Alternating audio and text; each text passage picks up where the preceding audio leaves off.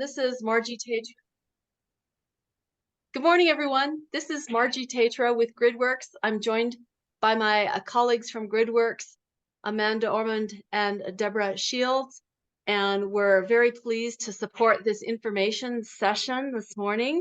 As many of you know, we have had some very good engagement in our integrated resource plan stakeholder engagement process that's supporting the PNM IRP development. And we are pleased to have two of our stakeholder organizations, New Mexico State University and Sandia National Laboratories, here this morning to share their insights regarding planning and modeling for the IRP. I'd like to just say that both these groups have been integral to the conversations through the stakeholder process. And as many of you know, the modeling by the utilities is currently being completed. And so we hope that the conversation today might add some richness to our understanding about modeling, but can also be thoughts for future modeling techniques that might be able to be used during IRP planning processes. So with that, our format for this morning is we're going to hear from New Mexico State University, and they will present their insights, and we'll have just a few minutes for questions. Of course, you're welcome to contact these presenters after the session this morning if you have follow-up questions. And then Cody from Sandia National Laboratories will be our second presenter. He'll also have about 15 or 20 minutes to 15 minutes plus a few minutes for questions. So with that, let me turn the presentation over to Dr. Fengyu Wang and Glenn Wickley from Wilk. Glenn, you're going to Weichel. Thanks, Glenn. Glenn Weichel from New Mexico State University to present their insights about modeling related to the integrated resource plan. So please go ahead. Okay, thank you, Margie. Good morning, everyone. I'm Fengyu Wang. I'm a professor from New Mexico State University, Electrical and Computer Engineering Department. And so prior to join NMSU, I worked in MISO for about 6 years on electricity market design and planning studies. So my research focus is on electricity market, power system operation, integration of renewable and IBR. So today I will jointly present this research study with Glenn Weichel. Glenn, do you want to introduce yourself? Yeah. I wasn't prepared for this, but anyway, I'm Dr. Wang's student, and I have a lot of years of experience in simulation and modeling software and scientific software. And my master's thesis is on Monte Carlo generation of extreme weather and some related topics. Okay, thank you, Glenn. Let's get started. Okay, disclaimer. So our analysis is based on the best data availability we know. Okay, so we made some assumptions, and we'll be very clear about all the assumptions that we made during the study. Okay, so the purposes of this study, first of all, we start from scratch, and we create a customized IRP engine to provide a computationally tractable way of performing IRP analysis. So one important step is we eliminate all the binary variables, so get rid of all the binary variables, because if you have the binary variable, okay, oh sorry, so I can switch.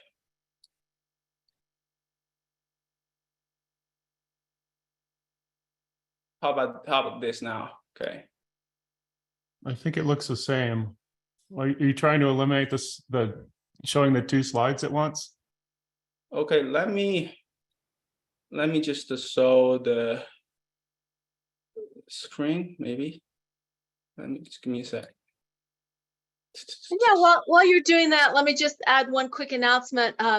As you heard, this session is being recorded for the benefit of those who can't be here, or for the benefit of those of you who might want to listen to the material again later in time. So thank you for allowing this presentation to be recorded from New Mexico State University. Thanks. Okay, I'm trying to share my screen now, so hope it helps. Yeah, that's a big slide now. Okay, Entire sorry screen. about that. All right, so first of all, we want to remove all the boundary variables, because if you get boundary variables, and if you solve large-scale optimization problem, and usually the commercial solver, they will get into, for instance, branch and bound algorithm that will actually, blow the memory of the computer of CPU. Okay. So first step, we eliminate the boundary variables, and so the decomposition methods such as banners, Lagrange relaxation, or progress hedging, which I tried before. So they can help manage memory, but they can't guarantee the faster convergence. So we don't use any decomposition method so far, but we can still solve it. Okay. And another important thing of this study is to understand the marginal value of integrating new resources in PNM, and I will get into that. What is the marginal value? So the reason to analyze the marginal value of that is there's a lot of moving targets for integrating new resources. There are too many combinations of the new technology and existing technologies, and the cost of constructing and upgrading the new resources are, continuously changing. Okay, and so our understanding is that the bottom line of integrating new resources, a new resource, is that its marginal value is greater than its marginal cost. Okay, so that is the marginal cost we consider as the levelized cost of the energy. So here is the a definition of the levelized cost of the electricity, if you don't know. So that is measures lifetime cost divided by the energy production. That's just very short definition. And here is a simple equation to calculate the LCOE. Okay, so this is criteria one. All if the results can bring in positive net benefit, and the net benefit is the difference between the total benefit minus its total cost. Okay. Another important perspective we want to study is what is the marginal value of new resources, and how they are interdependent. Okay, and we want to quantify the marginal values of different type of resources under different circumstances. And second, we want to understand what could impact the optimal mix of new resource integration. Okay. Oh, I have a comment on that first slide, which is just a general comment on the study. So I've always been trying to relate this back to PNM's own optimization run in Compass. And it's our understanding that they can't get enough performance out of the Encompass model to do a full-fledged 8,760 hour analysis using the unique weather and load characteristics on every hour of the year. And so this approach, by eliminating the binary variables and reducing the number of combinations of technologies, you can run an optimization on an 8760 basis. In fact, it's a 20-year 8760, so times 20. So that's my comment. Yep. Thank you, Glenn. So the methodology is that we try to add the conceptual resources like conceptual solar, wind, and energy storage with different duration in the model. And we try to understand what's their marginal benefit by adding those conceptual resources in the model. Okay. So we perform at 20 years, 8760 hours cost minimization model, including fuel cost minimization, and fuel cost, emission cost, and the load setting cost. So from 2023 to 2042. Okay, and we use a method. We use a metric is called value of lost load to monetize the unserved energy. So we use the two values. It's $2,000 per megawatt hour and $1,000 per megawatt hour. So if you don't know value of loss load, it implies the cost associated with the interruption of electricity supply. And so the value of loss load has been widely used in the RTOs, and it's not a new concept. Okay, and here you can see the RTOs have something called value of the load, or something like similar to that. For instance, MISO has a value of loss load is $3,500 per megawatt hour, and ERCOT has the value of loss load at $9,000 per megawatt hour. Okay, so that gives the cost of the unserved energy. Okay, so here is the base model. Right, so we try to simplify the model, also because of the data availability. We don't have the full network model, so we don't have the network conscience. But we actually model the power balance conscience for each interval, and the energy storage resources, and the energy storage resources output limit, and the stable charge. Okay. And this is the base model, but what the model like we use is like we add some conceptual resources we call a conceptual wind, conceptual solar, and conceptual energy storage resources, so we can derive the marginal value of those conceptual energy storage, and conceptual solar, and conceptual wind. So to achieve that, we add a few dummy constants to help us derive the marginal value. Because if we simply calculate the set of prices called dual variables, which represent the marginal value of those conceptual resources, it will be by interval. So we want to be by in the whole problem, we want to have one single value, and we can use this value divided by the total hours, and we can get the marginal value per megawatt hour. So we use some like mathematical tricks to add a dummy constant to help us to derive the marginal value of the resources. Okay. Okay. Now let's get into the simulation results. Okay. So here is the simulation environment. So we use a customized IRP analysis engine. Okay, we start from scratch, and we customize the engine. And the software we use is AIMS and the 4.96 version. It is being implemented on the Windows 10 Pro, and the software we use is Cplex 20.1. And the CPU is Intel i7. Okay, and the RAM is 64 gigabytes, and the average size of problem is like around 10 million number of 10 million variables, and about 26 million non-zeros, and about 11 million constants. That's a big a size problem. And so it requires from 16 gigabytes to 32 gigabytes RAM. And the simulation computing performance is about 2,000 seconds on average. So we actually simulate, hundreds, not more than 1,000, if hundreds of simulations, from our side. Okay. So here is existing generation and the energy portfolio. So existing generation and the energy storage portfolio. So coal power plant has a 200 megawatt capacity, and we assume this, but it's prior to the New Mexico Supreme Court decision. That we assume that retire at the end of the 2024.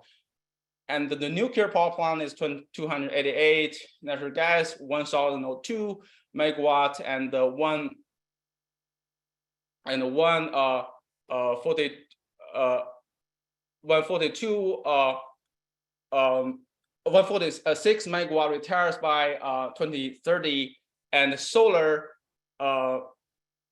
has a capacity as a 1,477 megawatt. Wind has a 658 megawatt. Geothermal 11 megawatt. Storage has a capacity as a 620 megawatt with a 4-hour duration.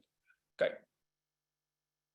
So that is existing generation and the energy storage portfolio. Like this is the starting point. And here's the assumptions. I would like to talk about the renewable outputs scenarios generation. Okay. Yeah, okay. So the software I wrote for my master's thesis produces a 20-year extreme weather data set using a novel Monte Carlo algorithm. However, given the time constraints for this study, we didn't use the 20-year extreme weather data set. So instead, for this study, I created a 1-year resample data set, which was substituted into the last year of the 20 years of normal weather.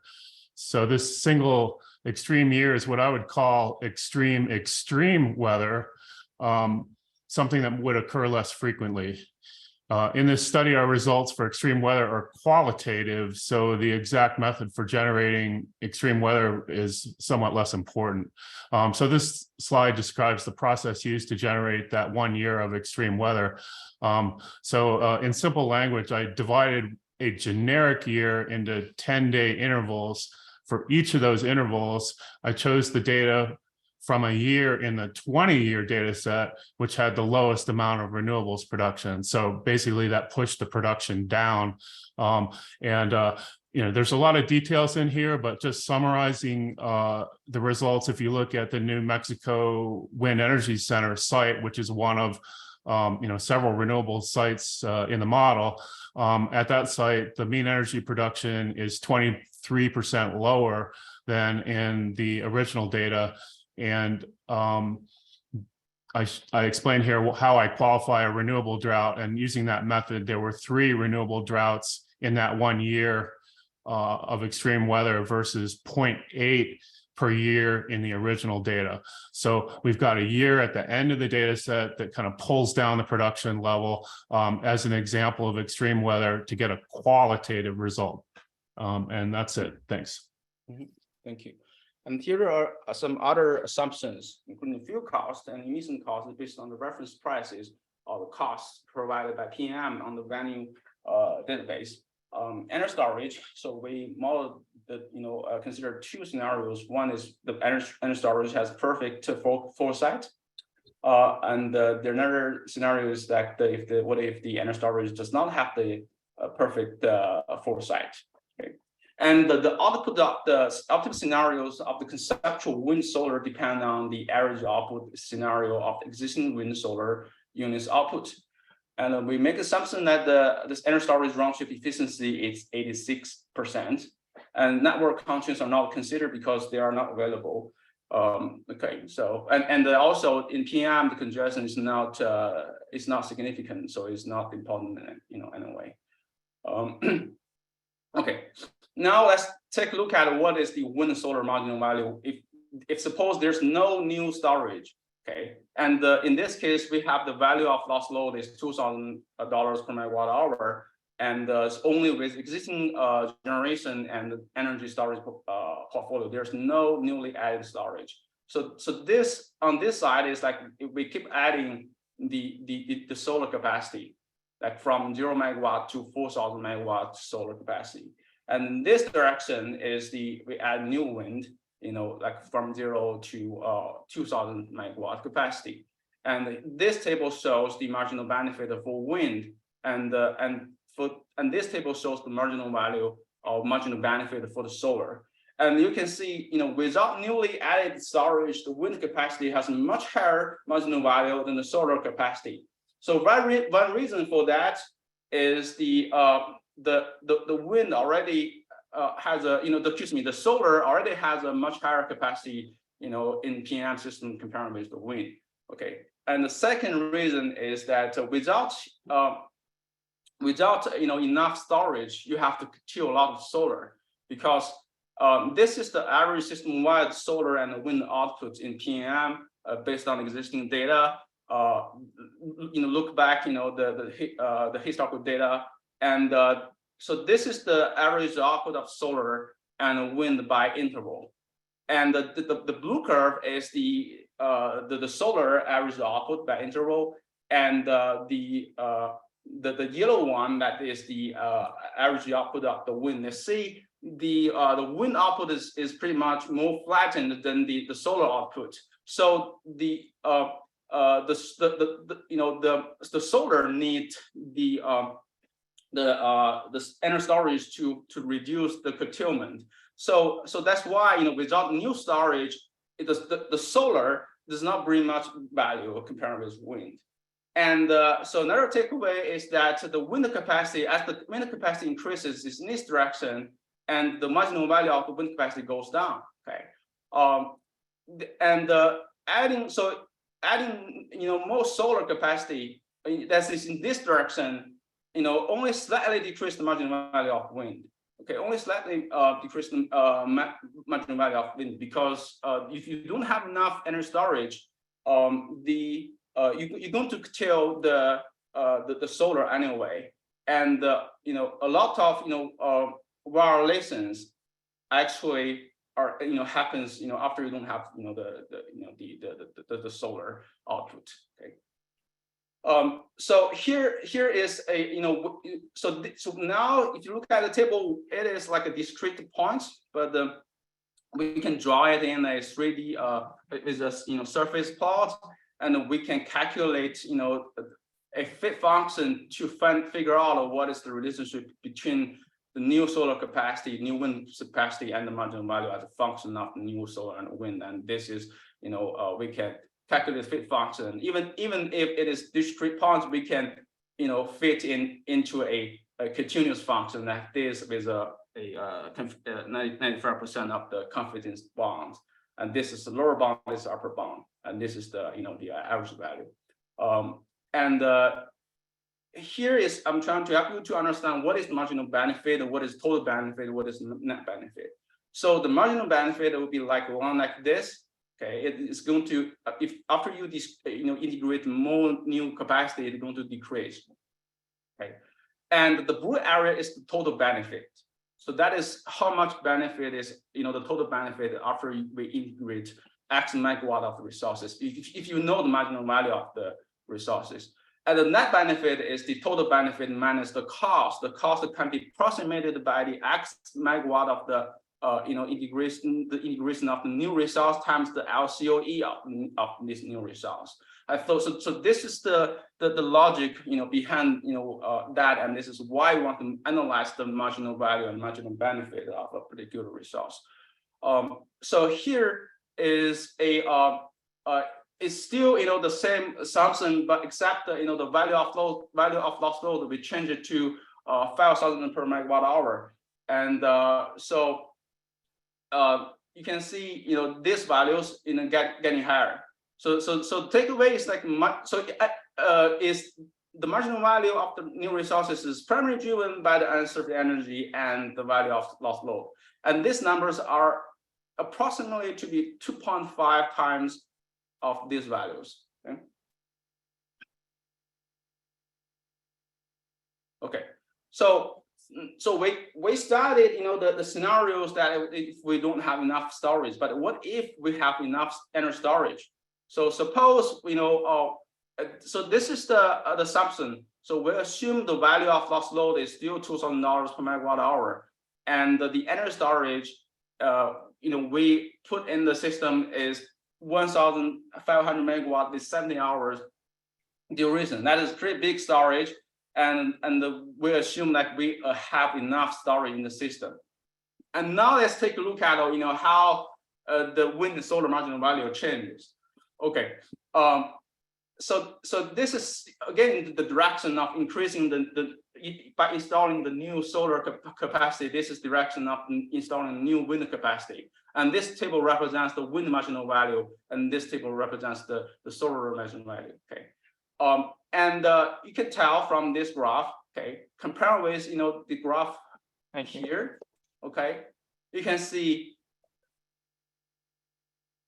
Okay, you can see the energy storage lowers the marginal value of the wind and increase the marginal value of the solar, because you can reduce the load setting by storing the solar energy during the day and use it during the night, right? So actually, in that way, you can curtail, the solar. You can reduce the curtailment of solar outputs. Okay, so with adequate energy storage, adding solar capacity or wind capacity has similar effect in decreasing the marginal value of solar and the wind capacity. So if we have enough energy storage in the system, if we increase the capacity of the solar, and it can significantly reduce the marginal value of the wind, because now the output of the solar can be stored in energy storage and then used later during the night, and that can decrease the value of integrating wind. Okay, so that's the analysis of the wind and solar marginal value with and without the integrating the energy storage resources. So next, let's talk about what is the energy storage benefit. Okay. So we studied three different durations energy storage assets: 70 hours energy storage, 8 hours energy storage, and 4 hours energy storage. And this is the energy capacity that you installed in the system. So the energy capacity will be, for instance, like for the energy storage with 70 hours. Like say 300 megawatts, so that is 300 megawatt times 70 hours. That is how much the energy, energy storage energy capacity is. Okay. So the assumption is that suppose now we have 2,000 megawatt, $2,000 per megawatt hour value of lost load, and 1,000 megawatt newly added wind, and the 2,000 megawatt newly added solar, and then we put perturb this the energy storage with different duration and see what is the marginal value. Okay, so this is the marginal value. Okay, and suppose that we installed 300 megawatts 70 hours energy storage. So this area will be the total benefit of installing the 70 hours megawatts. 70 hours energy storage in the system, 300 megawatts. Suppose we installed 300 megawatts in energy storage, 70 hours versus like 4 hours. Okay, so the benefit difference will be this area. So the difference between those two. So in this case, we assume we have the perfect foresight of operating these energy storage resources. With perfect foresight, the long duration energy storage has much higher benefit comparing with energy storage with shorter duration. Okay.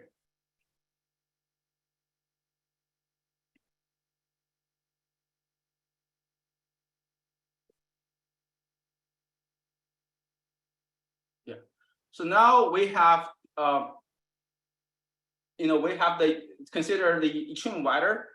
We assume like the extreme weather year happens at 2039. That will so that will impact the output of the renewable energy. So you can see the energy storage is 60 hours. It's get bumped up. This is like more than 250. Okay. But if you look at back, it's below 250. That is bumped up a lot. Of the 70 hours energy storage. Okay, so the takeaway from that is our energy storage provides more value during the extreme weather scenario than the normal weather scenario, and the long duration energy provides more benefit during the extreme weather. Okay, and the next slide is about, because we have limited time, I have to speed up a little bit. Sorry about that. So the energy storage benefits under imperfect foresight. So what if we don't have the perfect foresight to operate, the energy storage, and we approximate, the imperfect foresight by forcing energy storage to cycle every 6 hours, and you can see, the difference. Okay, there's a big difference. So here is the the marginal value of the energy storage with perfect foresight, and this is the marginal value of this the energy storage without perfect foresight. With like assume like we need to cycle the energy storage every 6 hours. And this is very important because before if you know the perfect information, you will actually fully charge yourself before the extreme weather you want. But there is a huge opportunity cost if you do that, right? And and it's not possible that you have the perfect information. So suppose you invest a 300 megawatt say long duration storage, and the difference will be this, okay? So that will be the efficiency loss, by not just perfectly operate the energy storage. So, but realistically, you cannot perfectly operate the energy storage. Okay, so I was just going to interject something about this approximation of imperfect foresight. It's what I would call a quick and dirty approximation, and the alternative in the real world is you have a strategy for how you're going to operate that energy storage, and there are several different approaches that operators take. So this is just a qualitative example of why perfect foresight isn't going to give you the best result. Okay. Or I should say, it won't give you the most realistic result. It obviously looks better, but you can't really achieve that. Yeah. So the major takeaways is wind has a higher marginal value in general comparison with solar. And second is energy storage has a better synergy with solar energy due to the solar output pattern compared with wind. And the value of long duration energy storage gets higher during extreme weather. Okay.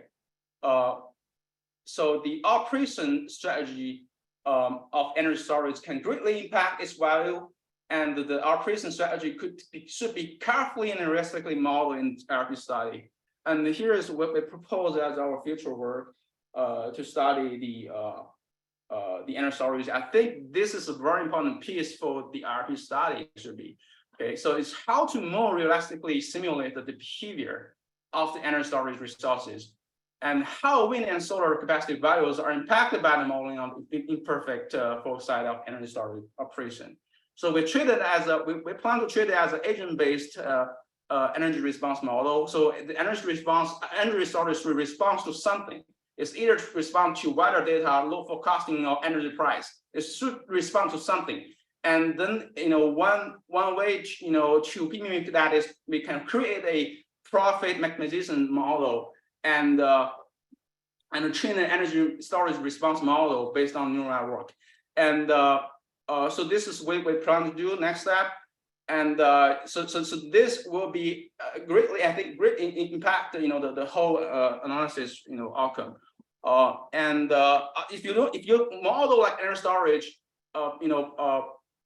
with the perfect foresight, what the conclusion will be too optimistic.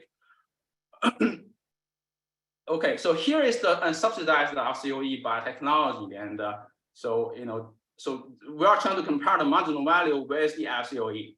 Okay, so I'm not going to talk about it because of the time limit. So the value of the load should be identified. So I know there are some other metrics can be used as the planning study for the plan study, but the loss, the LOE and the value of load could be interchangeable. Okay, so this is the typical a classic way of studying the metric for the capacity expansion, that so your RCOE LOE should reach below some threshold, and if not, you can adjust the capacity portfolio, like adjust the capacity portfolio and increase the capacity of new integrated resources. That is equivalent to increase the value of the lost load. Okay, so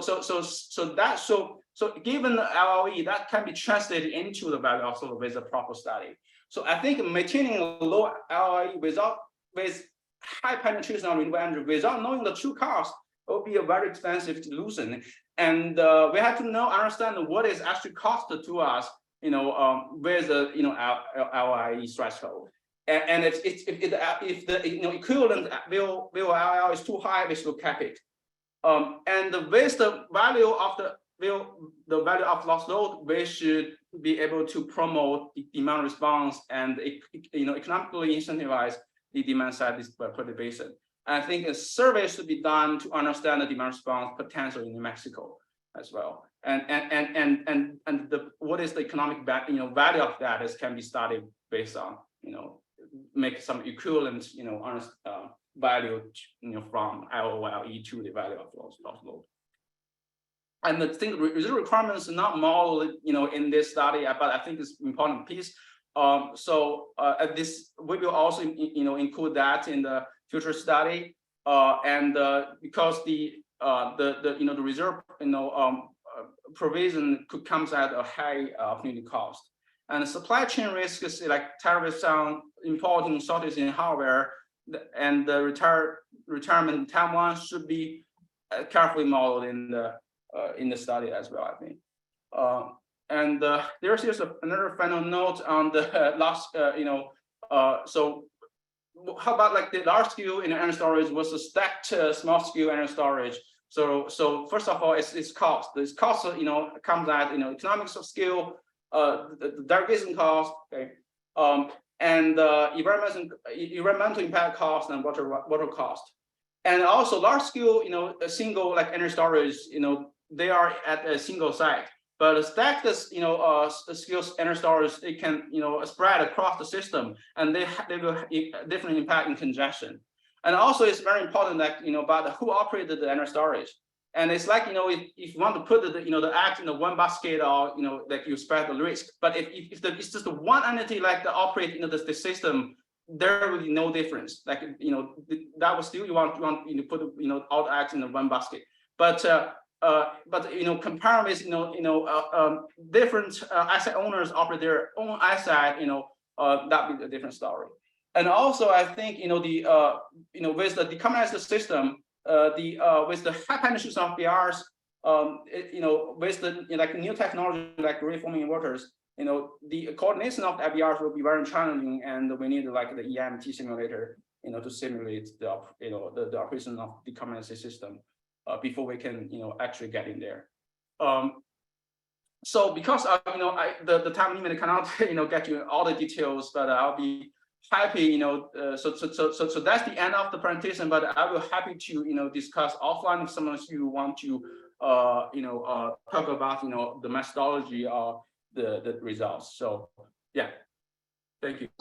Thank you all. Mm-hmm.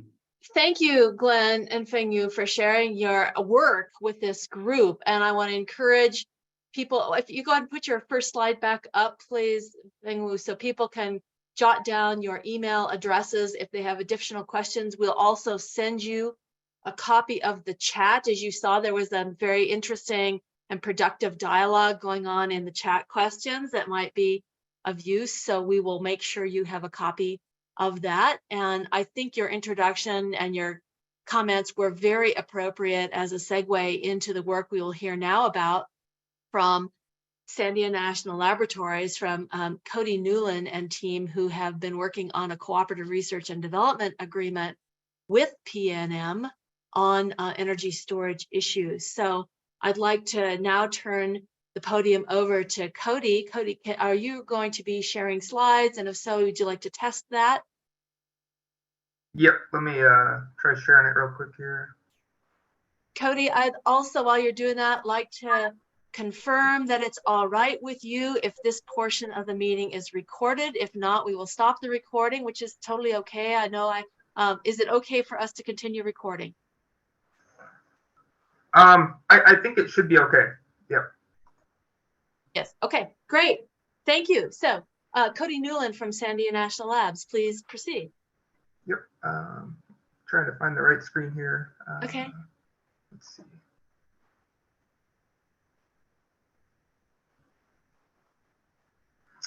Can you see it? Says you started sharing. Give it just a few seconds.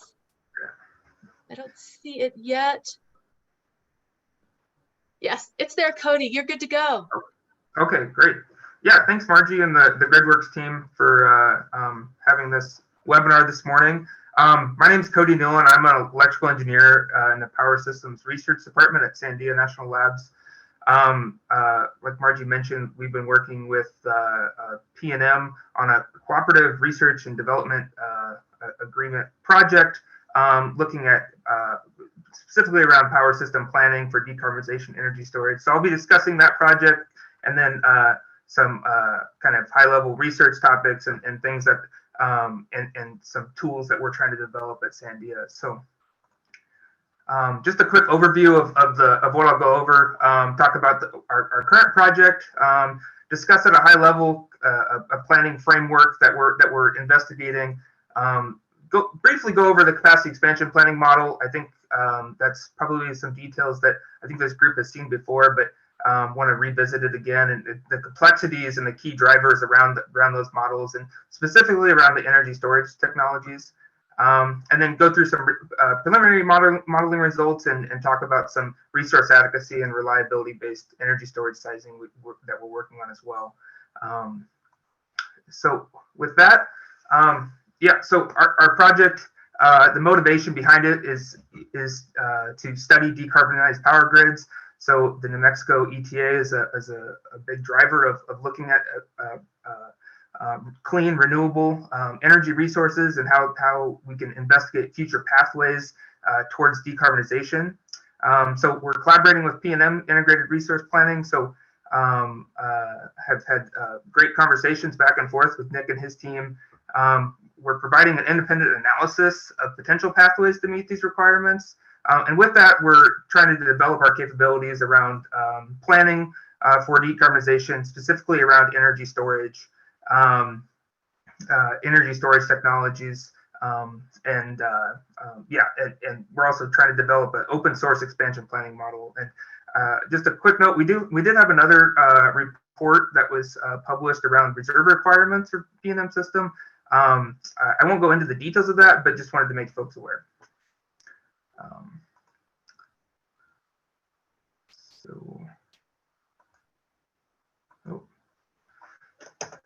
There we go.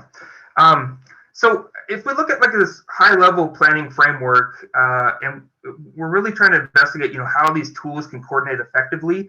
So on the far left, we have the different model inputs around load forecasts, different renewable profiles, economic forecasts, and all of the data and the planned retirements and policies, and how those can be constructed into planning scenarios. And I think, with stakeholder engagement and different scenario generation and reduction techniques, you can develop these planning scenarios, and how that feeds into these different tools. So I think these tools have been widely talked about in these meetings in the past, but just kind of what we're trying to do is kind of look at how the long-term capacity expansion planning, resource adequacy, and production cost modeling, how they can interact with each other in the most effective way, and develop this framework, and how there can be some feedback loops. And in the end, at the far right, we look at these optimal investment portfolios around these specific scenarios, and that's where also stakeholder engagement comes in, and there might be some adjustments or some sensitivities that you might have to go all the way back and develop some more scenarios. And I think I think that process is happening here as well with stakeholder engagement. But for us, we're looking at more of the tools, so kind of the center around how can we further enhance these tools to handle decarbonization and energy storage technologies. So with that, I'll dive a little bit deeper into the capacity expansion planning.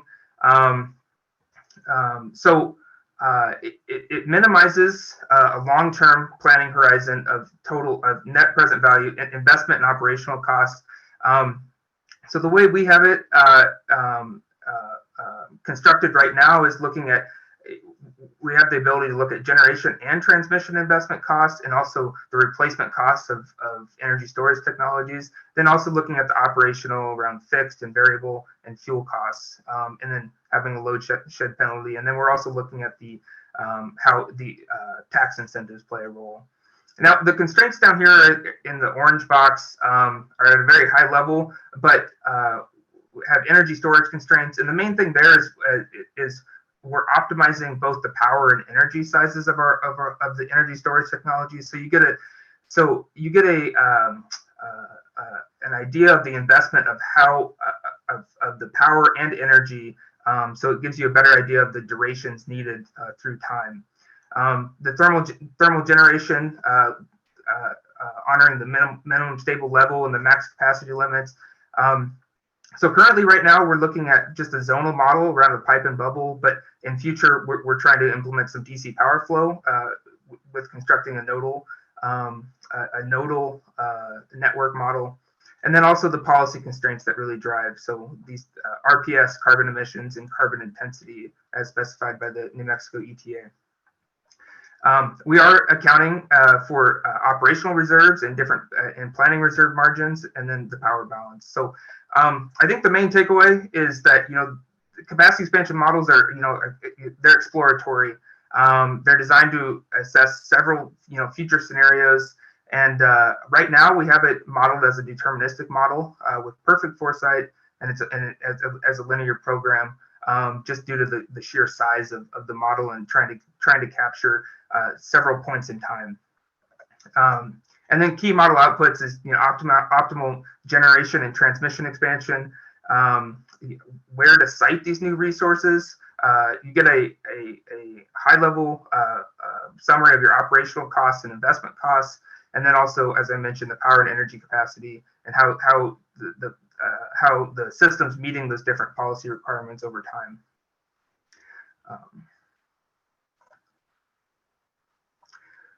So I mentioned we were working on a planning tool that would be open source. So I just wanted to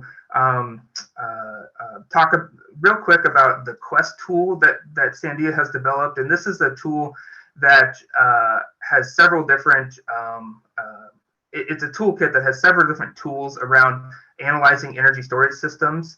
So right now, there's the Quest Data Manager, the Quest Valuation, looking at different market structures and the value of storage across different market structures, and then Quest Behind the Meter, looking at potential benefits of behind the meter storage.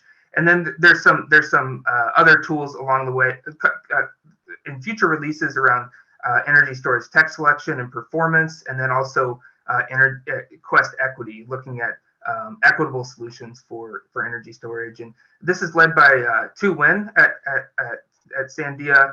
And I'm just bringing this up because we're trying to look at a different tool, a more expanded toolkit around including the planning tool that I'm talking about here today. So, and then other tools that we're looking at is microgrid sizing tool for energy storage, and then a system dynamics tool for energy regulators. So the current version 1.6 is available on to the public right now on GitHub. So feel free to check that out. So back to the capacity expansion planning model. I wanted to just kind of give a high-level overview of the sheer complexities that come out of a capacity expansion planning model. So here I've tried to map out different factors that play a role in the complexity or the sheer problem size of the capacity expansion planning model. And introducing that is just to say that careful consideration needs to be taken when constructing these models, so that it's computationally feasible and that you avoid unrealistic results. So starting on the far left, the temporal resolution, your choice in your planning horizon, whether you are simulating all 20 years, certain time steps within a year, or a rolling horizon, and also the time steps. So are you going to model representative days or weeks or load blocks or typical operating conditions at certain points of time throughout the year, or an 8760 hourly, which would result in a very large capacity expansion planning model and might take it might have a large solve time.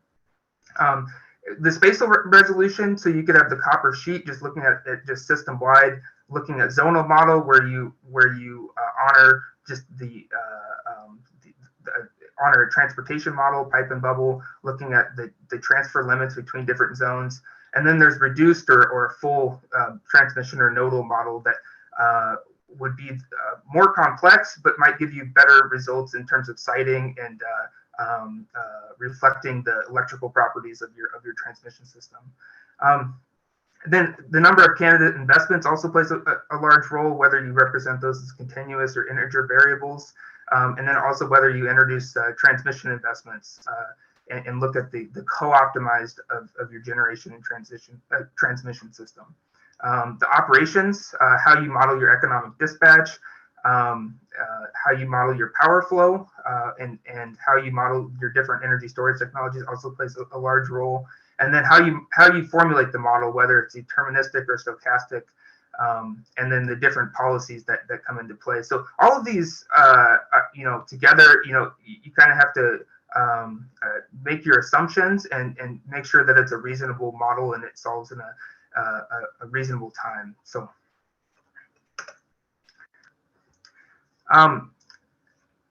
So I also wanted to talk about the key drivers for investments in energy storage technologies. So this is just some observations we have in some of our modeling, and wanted to just kind of shed some light on what we're seeing as key drivers or what's playing a role in investing in different energy storage technologies. So the duration, I think, plays a huge role, especially when we're trying to optimize the power and energy capacities. Your assumed round trip efficiency, affects the required installed capacity. The different costs of these technologies, and as well as the technology maturation over time. So on the far right here, it's just a sample plot of how different trajectories of storage costs could evolve over time. So that plays a significant role in choosing when and how much to invest in storage. The renewable penetration, sizing to firm these renewables or cover renewable energy lulls plays a large role, and especially extreme events. If you are taking into account replacement costs, so the technology lifetime plays a role, especially if it has a lower lifetime than other energy storage technologies. It might make it less economically attractive in the model. And then the temporal resolution, whether you're looking at representative weeks or an 8760 simulation, that also plays a role. And then we are also seeing how the tax credits and the incentives from the IRA are favoring energy storage deployment. And there's other factors that this isn't an exhaustive list, but other factors such as degradation, seasonal shifting, capacity credits, that that should also be considered, but we haven't closely investigated those yet. So I just wanted to go to some results of the planning model that we have up and running. The planning model is developed in Python using Gurobi as the solver. So we're assuming the PNM zonal model, assuming pipe and bubble, so honoring the transfer limits between the different zones. And we're also capturing the location-specific renewable profiles for existing and candidate resources, assuming the reference load forecast, and then also simulating a planning horizon 2022 to 2040 for just this for these results I'm showing today, and simulating every 3 years throughout that planning horizon, honoring the New Mexico ETA as it stands today. And then different candidate technologies, so only allowing for expansion of wind in the east, utility scale solar, and then we're optimizing a lithium ion storage technology between a 2 and 10 hour duration. And I'll have a little bit more on that in the next slide. And then for temporal resolution, we chose to do seasonal representative weeks, and as well as capturing a peak demand week in the summer, so at an hourly time step. So we're simulating for each year 5 weeks at an hourly time step, and our costs are from public databases and PNM's data set as well. So I'm only showing 2 scenarios here, one where we allow for the natural gas with the hydrogen conversion expansion, and then the one where it's just renewable PV and wind. So you can see the renewable PV and wind has significant increase in solar and storage size by 2040, and then also a key output of our tool is we're trying to focus on where these resources are sited.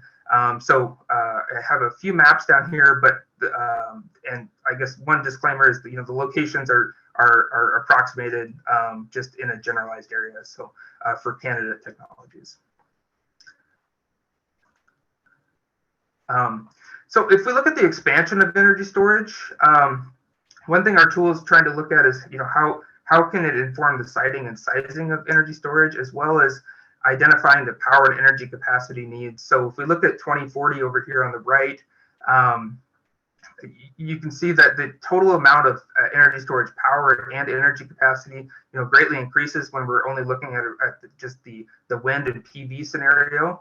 And then in the left corner, we're able to get an idea of how this energy storage is built out over time. So if we compare like a 2025 case to 2040, we can see that it's choosing, as you would expect, a 4-hour duration in the nearer term, and then as the more renewables come onto the system, that longer duration of storage is becoming more favorable. So so with that, we're able to look at how could certain technologies be more favorable given this optimal power and energy capacity that we're identifying in the capacity expansion planning model. So and then this isn't PNM specific, but it's kind of a future direction that we're headed. And it's mainly looking around coupling the resource adequacy and the long-term capacity expansion planning model. So my colleague Atri Berra, who has developed resource adequacy and also partnering with Joydeep Mitra out of Michigan State, and we're looking at how can we best couple these two tools to identify additional energy storage that would be needed on top of these optimal plans that come out of your capacity expansion planning. So I don't know if I have time to dive into all of these details, but really what we did was use the optimal investment portfolios that came out of the capacity expansion planning model under 2 different scenarios: high renewable and limited new combustion, and looked at the reliability indices, namely around LOLH and the normalized EUE, and use those metrics to help size an additional storage that would be needed on top of what the capacity expansion planning model chose to build. So so with that, we're going to try to apply this methodology to the PNM system, but just wanted to give you an idea of kind of our idea around coupling the resource adequacy and the capacity expansion planning model, and how they can be an iterative process. So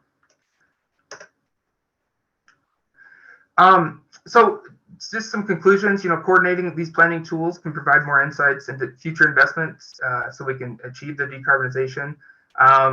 The capacity expansion planning model is a powerful tool. It can get very complex, and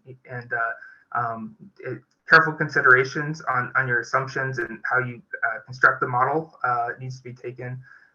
Several factors play a role in our initial investigation into the different factors around energy storage technologies. And then coupling the capacity expansion planning model with the resource adequacy model, provides an iterative approach to identifying the amount of storage needed to maintain reliability. So so we have a number of next steps. We're working on this tool development for the Quest toolkit, investigating this planning framework and this coordination of these tools, and then also trying to look at what role does transmission expansion and what kind of investment portfolios would we see if we co-optimized generation and transmission investments. So, and then also we could look at incorporating extreme events in our time horizons within our capacity expansion planning model. So with that, I see Margie came on, and just want to acknowledge Nick, Sarah, and Shane at PNM for their thoughtful conversations and working with us on this project, and then the Sandia team, and then also this is funded by the DOE Office of Electricity Energy Storage Program, directed by Dr. Emery Juk, and then also we have some additional collaborators like Andrew Benson and Joy Meeter from Michigan State. So with that, I'll stop. It's top of the hour, and I'll see if there's any questions. I can stick around, or there's my email as well. Cody, thank you. And as well, we'll make the chat available. We've had some interesting dialogue going on. Cody's contact information is on the slide. We are really fortunate here in New Mexico to have these research masters and scientists really helping us think about the future of modeling and try to incorporate these renewable resources in this energy transition. So we definitely will take advantage of their thinking and their methodologies moving forward. As you all know, both utilities, PNM and Southwestern Public Service, are currently finishing modeling work so that they can submit updated integrated resource plans this year. And those results are going to be presented next week in 2 separate meetings, one for the PNM discussion, one for SPS. If you have interest in hearing those results in the context of this thinking that has been shared today, please feel free to let us know at Gridworks, and we'll make sure you have invitations for that. I'd like to finally thank Cody, Glenn, and Fengyu for your insights today. We have been asked to be able to share the slide presentation. So if you both could send me your slide decks, if it's okay to share them on the Gridworks website with attribution to you both. So if folks want to look at them and follow up with questions, they can do so. We greatly appreciate it. So again, we apologize for rushing through this really complex set of materials, but wanted to give you all the benefit of the work that's been done here by these New Mexico organizations. And with that, I'd like to thank you all for joining us and thank our presenters once again for their excellent work and their contributions. So with that, I'll sign off and say, have a great day.